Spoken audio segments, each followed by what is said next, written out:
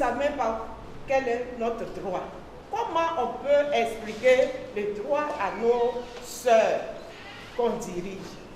Pour la première étape de cette campagne de sensibilisation de masse pour la promotion et la protection des droits de l'homme dans le Lodibois, c'est la ville de Divo qui accueille Aimé Zébéyou.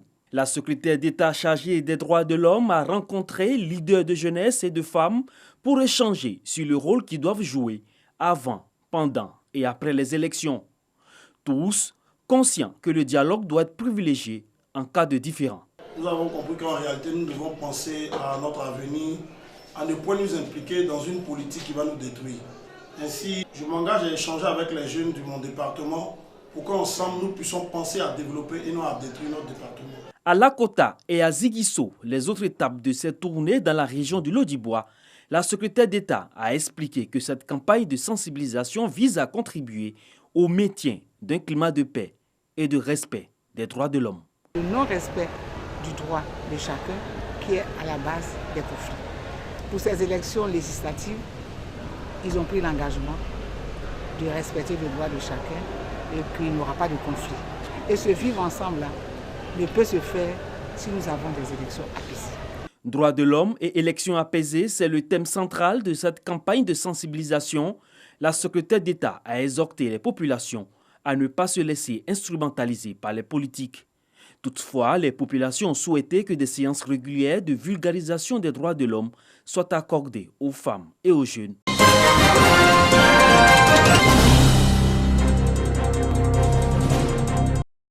Fruit d'un accord entre l'État ivoirien et le Millennium Challenge Corporation, un mécanisme américain d'aide aux pays en développement, le programme Compact pour la Côte d'Ivoire est entré dans sa phase opérationnelle et revendique un caractère structurant, a annoncé les responsables de ce programme lors d'une conférence de presse ce vendredi. On a déterminé s'il y a deux choses qu'on pourra se focaliser, qui peuvent avoir le plus grand impact dans l'économie en général. Quels sont ces deux secteurs? Et on a déterminé c'est le secteur d'éducation et c'est le secteur de transport.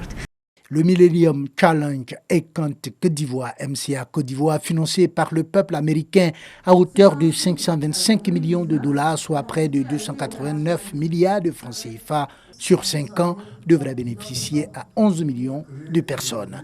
Entre autres objectifs du MCA Côte d'Ivoire, réaliser les projets Abidjan Transport et compétences pour l'employabilité et la productivité, malgré les facteurs limitants. Nous avons su réagir vite parce que dans ce programme, nous ne pouvons pas faire autrement.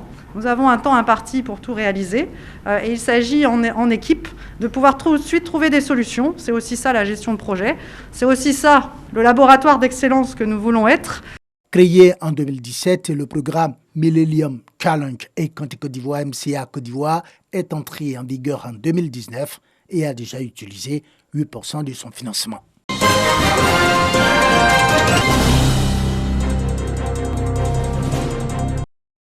2020-2021, si la pandémie à coronavirus continue d'arracher vies humaines, les économies africaines ne sont pas épargnées. Administrations publiques et privées, organisations et entreprises sont également éprouvées par l'impact de la Covid-19. Créer de la valeur et assurer de façon durable pour la compétitivité en situation d'incertitude et de crise demeure une alternative. C'est l'objectif de la conférence inaugurale marquant la rentrée solennelle du Centre africain de management et de perfectionnement des cadres. Le CAMPC s'est réinventé tout au long de cette crise en mobilisant les TIC pour accompagner ces formations. Et c'est de cela que nous sommes venus discuter aujourd'hui, comment les entreprises, comment les organisations se réinventent face à la crise. Conférencier de cette rentrée solennelle, le chef d'entreprise Stanislas Zézé a fait une communication sur quelques pistes de solutions pour sortir les PME de l'impact de la Covid-19. L'étape maintenant, c'est de se réinventer et de trouver le moyen de rester compétitif, de trouver le moyen de continuer à faire du business dans un environnement qui est finalement n'est pas normal, mais devient le nouveau normal.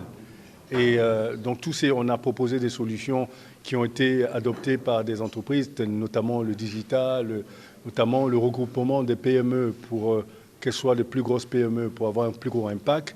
Une communication qui rassure les chefs d'entreprise et organisations publiques. J'ai surtout noté la responsabilité qui revient aux cadres, aux responsables que nous sommes, et à nos dirigeants de relever ce défi, de réinventer l'Afrique, parce qu'elle a le potentiel, elle a les matières premières, elle a la matière grise, il lui appartient de savoir s'organiser. La crise a aidé quelque peu à se reformer, à réfléchir autrement. Stanislas Zézé a exhorté les banques et l'État à voler au secours des PME en pareilles circonstances en vue de leur survie.